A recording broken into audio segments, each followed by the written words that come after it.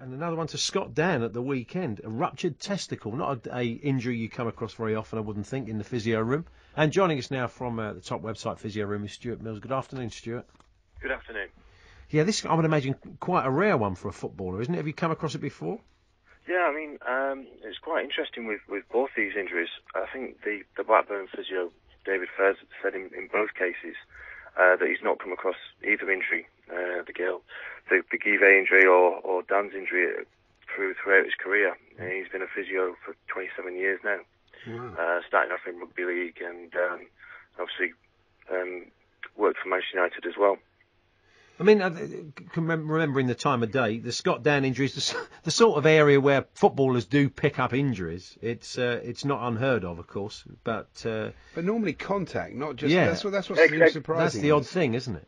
Exactly. Yes, it tends to happen more in contact sports, and that's why in a lot more of other sports, more protection's worn in that area. So if you think of cricketers wearing a cricket box. And in American football's wearing athletic cups and things like that. It is a lot more common for other sports to wear more protection in that area. It's an interesting problem for a physio here because you've got what you could describe as two frightening injuries for the players. I mean, if this happens to you, either of these things happen to you, as a person, as a young person, you're going to be panicking a bit, aren't you? Yeah, I think so. I think with Dan, it's an injury that where he will require some surgery, some minor surgery, but it is only a minor procedure, and it tends to be resolved in between 95 and 80% of cases. So even though it sounds pretty grim, he should be okay with that. And even in worst case scenario, if he was to lose the testicle, he would be, he should be okay for, for sexual function, libido, and fertility should still remain. The role of the club doctor here, when a physio's kind of facing up to injuries like this that are kind of outside the regular ones that they deal with on a daily basis, the club doctor is always at the game, I take. He's not on the bench, is he? But he would be called out the stands, or how does it work these days, Stuart?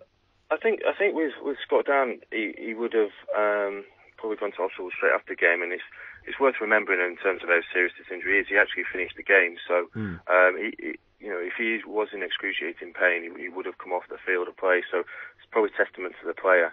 But he would have been seen by the doctor, I would imagine, straight after the game. And Gaugive had 300 beats a minute. His heart was at, and they were obviously very worried about this. I mean, in a situation like that would be a concern, wouldn't it? I mean, a major definitely. organ like that, and that problem would be something that would scare everybody, I would think. Definitely. I mean, he was substituted not this weekend, the weekend before, and PhysioRoom.com tweeted at the time because Salgado took quite a hefty injury to the ribs, and as we know, Salgado's quite a tough player.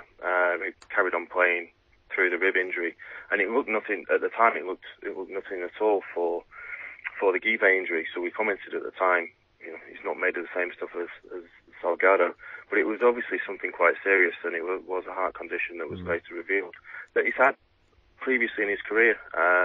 He's had an incident previously 18 months ago training at Blackburn, similar condition, but he's moved to a different ventricle in his heart now. But apparently, again, they're confident with the heart operation he needs that he'll recover from there as well. Brendan Rodgers, we're going to be chatting to a conditioning coach later on, Stuart, about what he's calling the ridiculous Christmas fixture schedule. And he thinks from a conditioning point of view, it's madness to play that many games so close together. Players don't get a chance to recover. As a physio, do you kind of gear up for a kind of glut of injuries around this time of year? Do you expect to see more players injured simply because they're playing so many games so close together? Definitely. And we sort of see it through the PhysioRoom.com injury table as well, that the number of injuries build up as we get through this Christmas period. Some of them are the odd player who's probably gone home for Christmas, but some of them are obviously serious injuries as well.